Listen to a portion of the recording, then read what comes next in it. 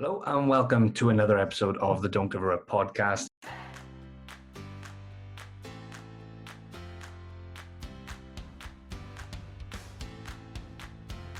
Got pulled over by the police for speeding. Oh my God. Andy, for some reason, decides he wants to flip the car. So he's there flipping this little Fiat. And he went, Fancy. He said, you need to retire. No, I look back on that time in Wales was pretty remarkable period of their life. The All Blacks are expected to win, and not only expected to win, but to do it with panache. By the time I got offered a contract, I'd already signed for France. We found him unconscious in someone else's tent.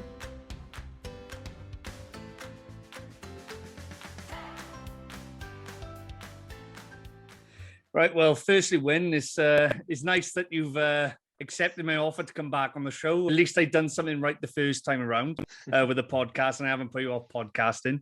But a huge congratulations is in order. We just had a chat just before we just started about you getting picked for the Lions.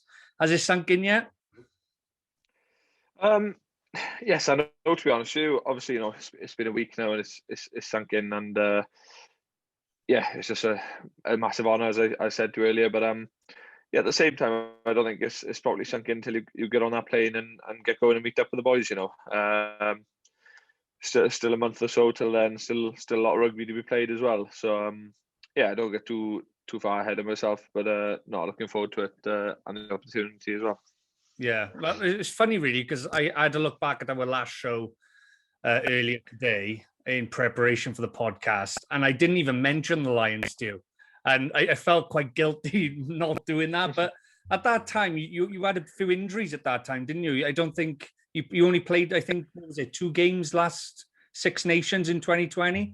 So it's been a bit of a whirlwind for you, hasn't it? Especially pre-World Cup, I suppose I hadn't played much at all, to be honest with you, and then come out the World Cup into that Six Nations, picked up a few niggles, and that's rugby for you. But fortunate enough, we went through the autumn. It was a bit of a tough time probably for the squad, but it was time we needed together, and I think we built a lot in that autumn series to go into the Six Nations, and it probably put us in a good place going into the Six Nations, and I think results showed that then. Well, coming back to the Lions, did you have any inkling whatsoever that you were going to get picked? Because, I've seen a few interviews with, the likes of Courtney Lords and stuff who didn't have an email, but they got on the tour. Did you have some sort of email?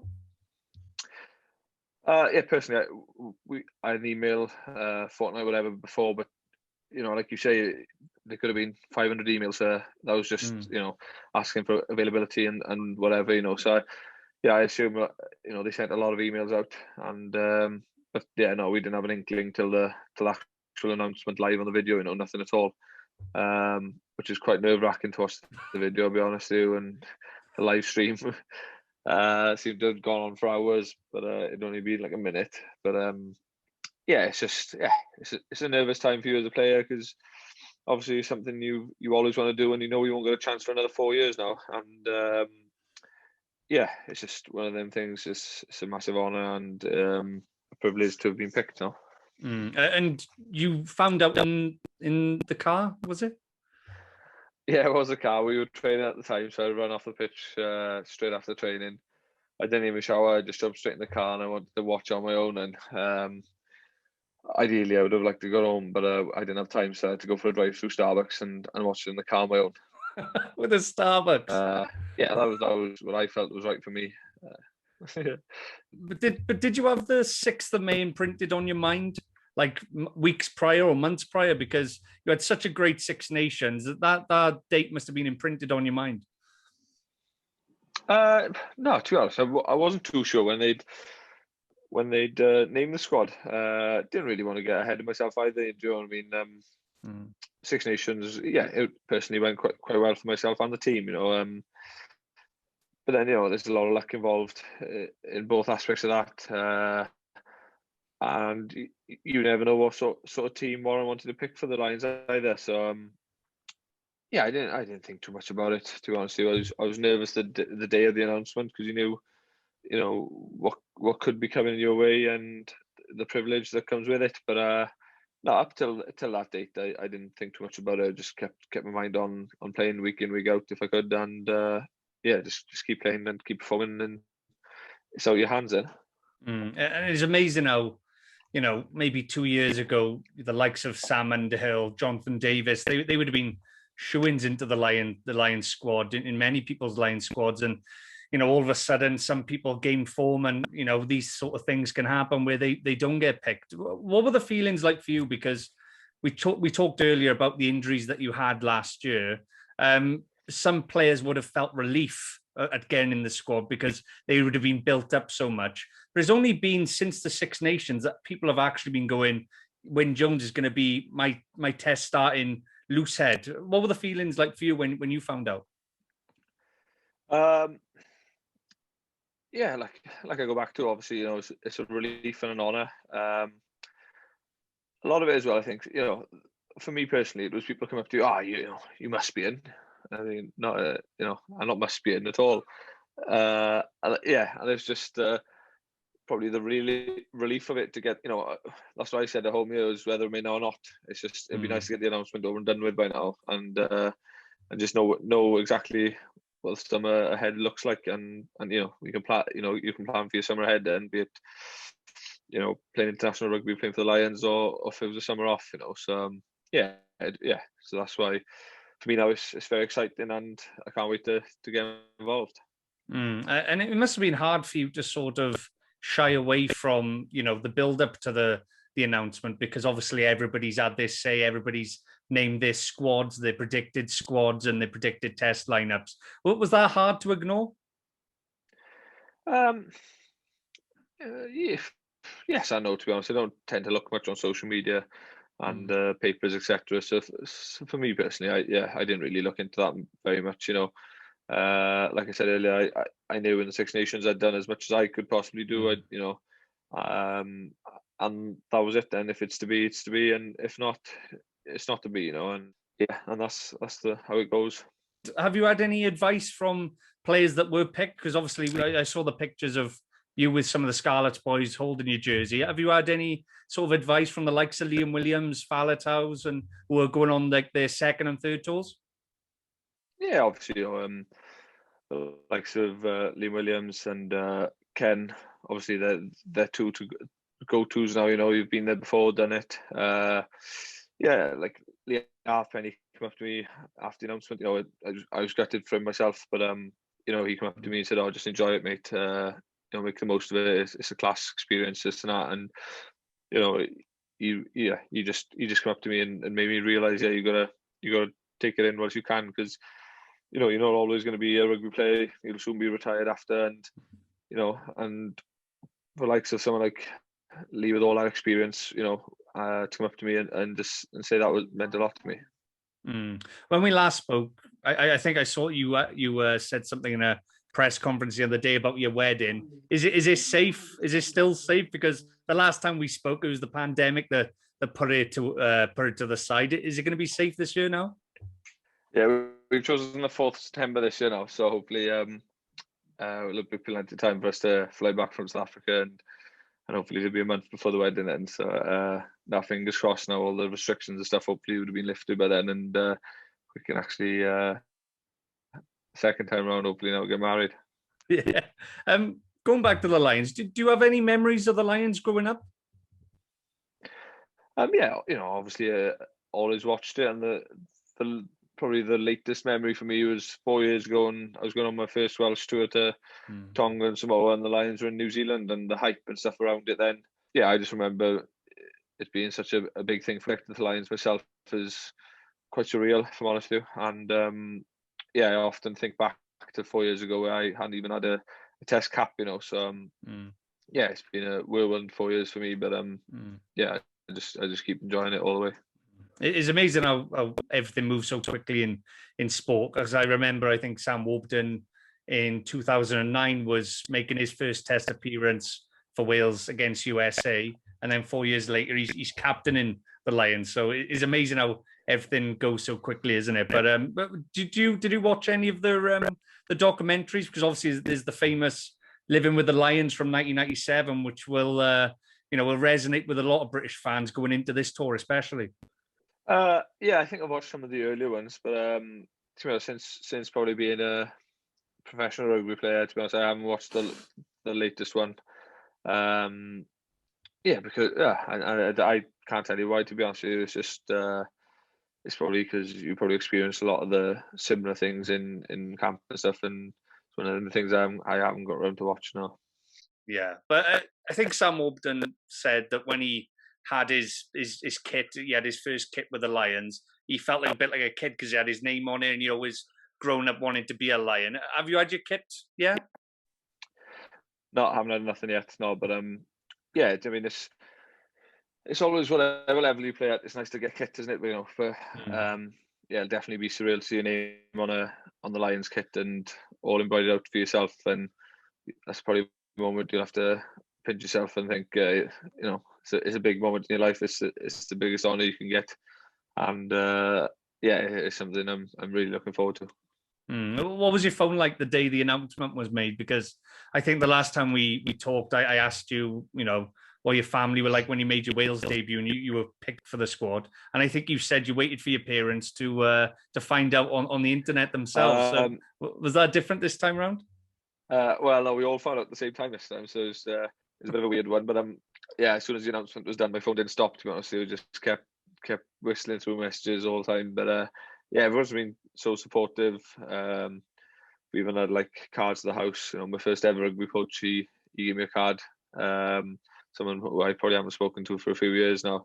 But it's people like that who mean a lot to me, and I'm grateful for them as well. And it's nice to see people like that really support you all the way, really. And it's probably nice for them as well to see someone that they maybe have coached or know at a personal level having been selected for the Lions.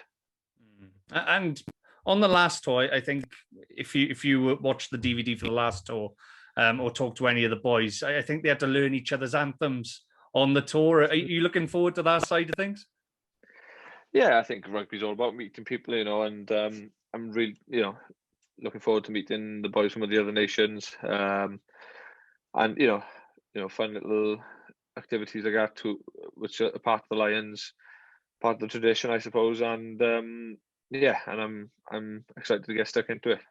And have you been in touch with any of the boys on social media from the other countries? No, the only one I would have spoken to briefly would be Tagburn, because he used to play with us at the Scarlets, So, apart from that, no, nothing. Just meet them the day and get to know them. And do you know when you actually do meet up? Because I know there's the game with Japan at the end of next month. Do you have to meet 2 weeks prior?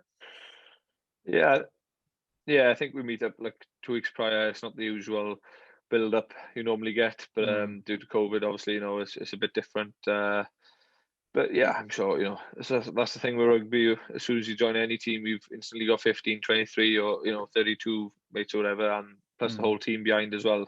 So that's the thing with rugby. Everyone pulls together and there's one team, So I'm sure it'll be great fun. And looking back at the performances in the Six Nations win, apart from obviously the heartbreaking defeat to France in the last moments in that final game, things couldn't have gone any better for you personally, could they?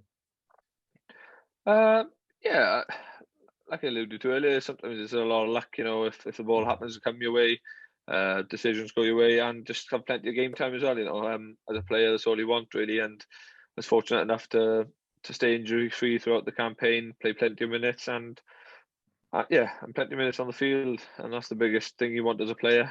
And it's probably the biggest frustration if not selected or injured or something that, But like I've said before, it's just that's sport and that's rugby, and I was fortunate enough to play enough in the Six Nations and put my hand up on it. There was a lot of pressure on Wyn Pivac prior to the tournament. Obviously, we had the loss to Scotland and Ireland that put the pressure on him and the team itself. But where do you think things have changed? Because, there was a huge difference if you look at that Scotland loss at home at Pivac Scarlets compared to the France game away. Even though we lost it, the character that the side showed. Where do you think things changed? I think firstly we were back in the National Stadium. That felt more a home for us to begin with, and we came into the Six Nations knowing that in international rugby, it's the results that matter. You get judged on results, and it just showed in the Six Nations. We obviously if a few red cards went our way, but that that's out of our hands, and we took every opportunity we had, and could have easily won the Grand Slam. At the end, it came down to literally the last second, the last game, and unfortunately we didn't quite make it. But I think we put in a good performance in Paris, one that we can be proud of. You must have thought you've pissed somebody off or something, because the 2 red cards were on yourself, weren't they? Yeah, it's just it's nature of the game now. There's a lot more red cards been in this year, and neither were deliberate. You could say it's just rugby, and it happens sometimes. You get timings wrong or things move last minute, and it's not as if it's stamped to the head or it was something real intentional like that. It's just unfortunately it's part of the game now, and nothing's missed really. And that France defeat, it was heartbreaking. I locked myself in my room in a dark room because it was just so heartbreaking. I think everybody was the same as well, but you made the nation very proud, especially during the pandemic. Everybody was talking about, the buzz in Wales at that time, Grand Slam fever. But in some ways, long term, can the boys learn from that more than what they would have done if they'd won?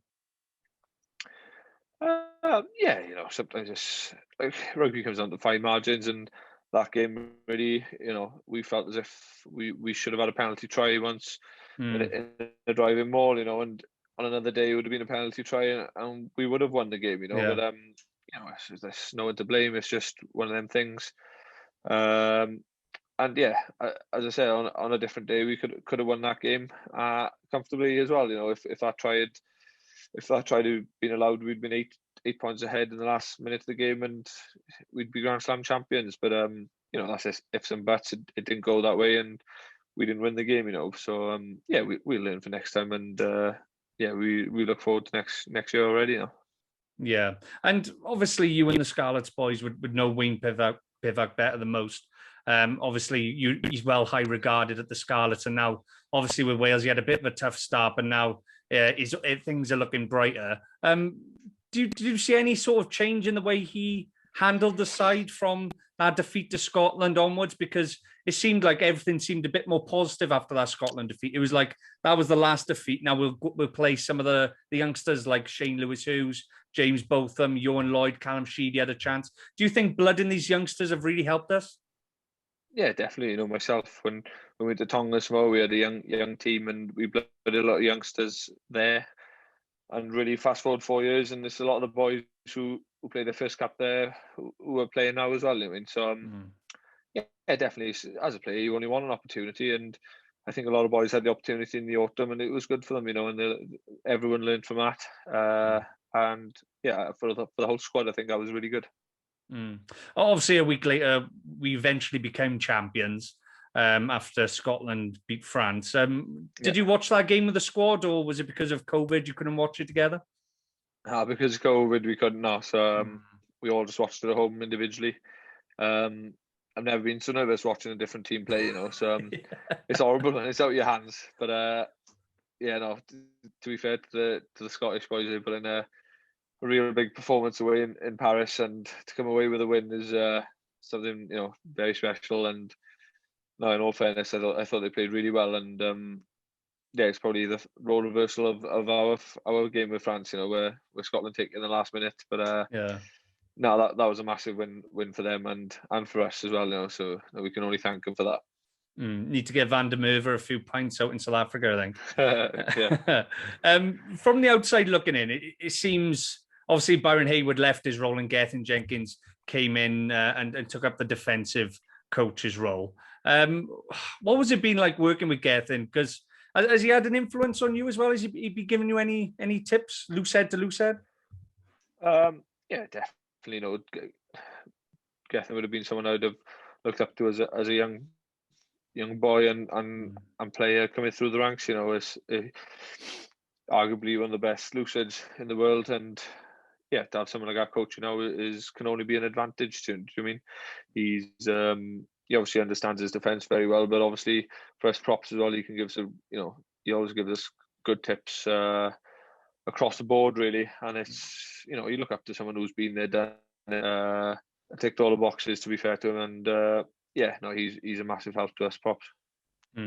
Well, Wyn, I'd like to round the discussion off with a bit of chat about the Scarlets. On the weekend, obviously, there was a great victory over the Ospreys, but at the end of the game, I think everyone in the media was shocked when Glenn Delaney revealed that he was resigning.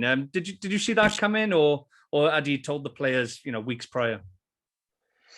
No one knew before the game. As I understand, I don't think Glax wanted to make it about himself. He didn't want any other boys to know.